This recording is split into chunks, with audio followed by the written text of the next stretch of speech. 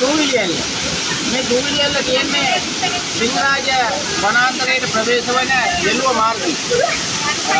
මේකේ ජල පෝෂණය වෙන්නේ ගින්ගඟට. එතකොට ගින්ගඟට මේ දූවිලියල්ල සම්බන්ධ වෙන්නේ පියවර 3කින්. ඔබට මඩ පිටුපස්සෙන් පේන්නේ ඉහළම කොටස. එතකොට මේ ඉහළම කොටස තවත් පියවර දෙකක් තුනක් තමයි ගංගා මේ ආශ්‍රිත ප්‍රදේශයක එකතු වෙන්නේ. ඉතින් මේක දූවිලියල්ල කියලා කියන්නේ මේක ගල් මත ගල් පර්වත මත පතිත වෙනකොට දූවිලි වලාවක් වගේ මේකේ ජල කඳ විසිරෙනවා. ඒක නිසා ඉතා මනරම් මනස්කාන්ත දියැලක් හැටියට තමයි සිංහරාජ වනාන්තරයේදී අපිට මේක දැක ගන්න පුළුවන්කම තියෙන්නේ.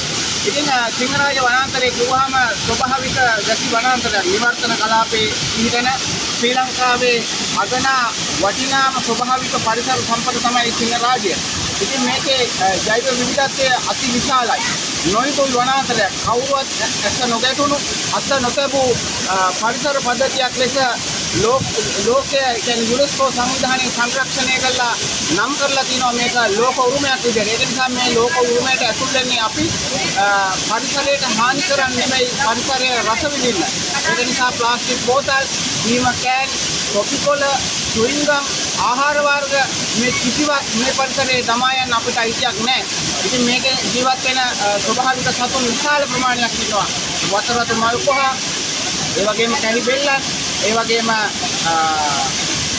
විශාල ප්‍රමාණයක් ඒ කියන්නේ අපන් කුකුලා මේ වගේ විශාල ප්‍රමාණයක් සත්තු මේ අගනා වටිනා පරිසර සම්පත Tamange නිවහන බවට පත් කරගෙන කියනවා. ඒක නිසා ඒක දේශීය ශාක, ඒක දේශීය සත්වයන්, ඒක දේශීය පක්ෂීන් ලංකාවේ ජාතික පක්ෂයක් විදිහට නම් කරලා ඉන්න වලි කුකුලා මේ පරිසර භූමියේදී අපිට දැක ගන්න පුළුවන්. ඒ නිසා අපි ඔබට ආරාධනා කරනවා මේ අගනා වටිනා පරිසර සම්පත දැක බලා ගන්න ප්‍රවේශ වෙන්න. ඉතින් මේකට විවිධ පැති වලින් ඇතුල් වෙලා මේක නරඹන්න පුළුවන්. කලවාන පැත්තෙන්, වැද්දාගල පැත්තෙන්, කුඩව කඳවුරෙන් ඇතුල් වෙන්න පුළුවන්.